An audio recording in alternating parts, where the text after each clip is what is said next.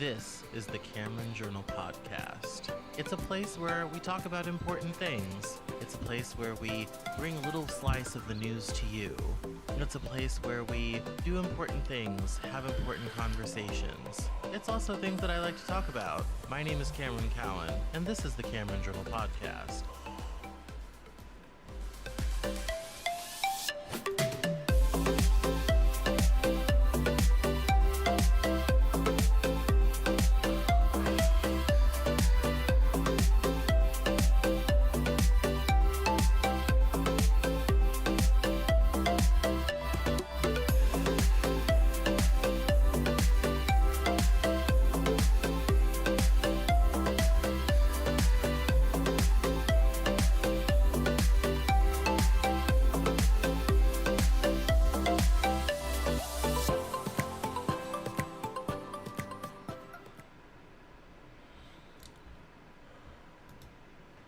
Hello, everyone.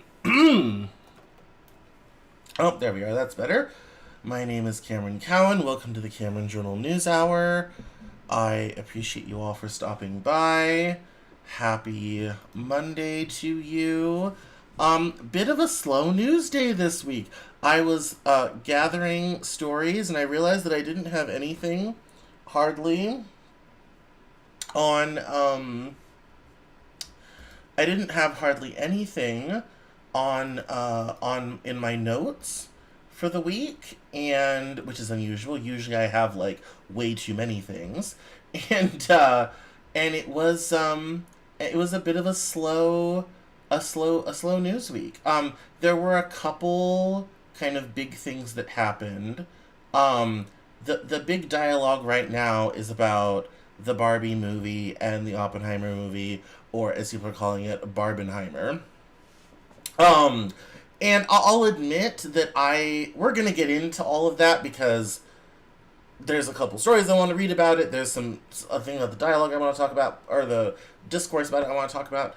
But I'll admit I have not been to a movie theater probably in 5 years, and I would like to see both of these films, actually.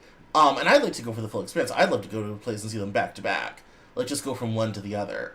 And as much as that's kind of compelling, given the expense, I'm just gonna wait for them to come out on streaming. And I have a 48-inch TV.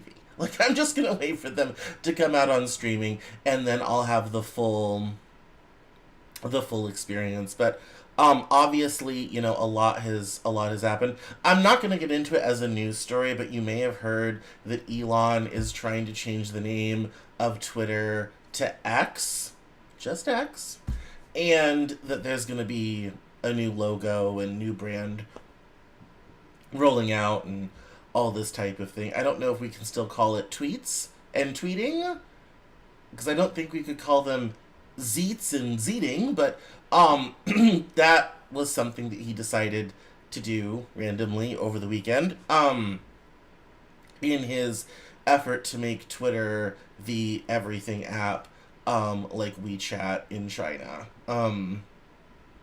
Which I think building an everything app is a cool idea. I don't know that Twitter is the time, the place, the manner, the platform, and whatnot to do that. But it is definitely, you know, I suppose another stepping stone on making that happen. Although right now it just seems to, you know, to be talk, and not a lot of action. But that was interesting. So that's when the dialogue has been, but there was some stuff breaking. We're going to get into the Trump January 6th indictment. We're going to get into some other things. I had read today that someone felt that one of Elon Musk's goals was to destroy the liberal Tower of Babel that Twitter had become, and in order to break up its power. And I think people forget, Twitter, as social media platforms go, is rather middling. I've said this before. It's middling. Facebook and Instagram are far more popular. Even something like a Pinterest is more popular. Snapchat, you know, is kind of the only thing that lags behind Twitter. Twitter is middle to lower class as social media networks go. But the fact that all the world's politicians are on it, all the world's journalists are on it, celebrities are on it, allows Twitter to punch far above its weight. And which is one of the reasons they had trouble with profitability, is they didn't have the audience or the data that Facebook has to monetize and all this type of thing.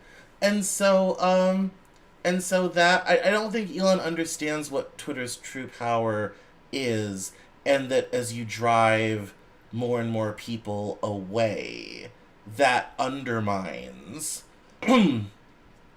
Twitter's power and Twitter's reach. And there's a lot of people going, oh, he's driving it into the ground, and he may very well be.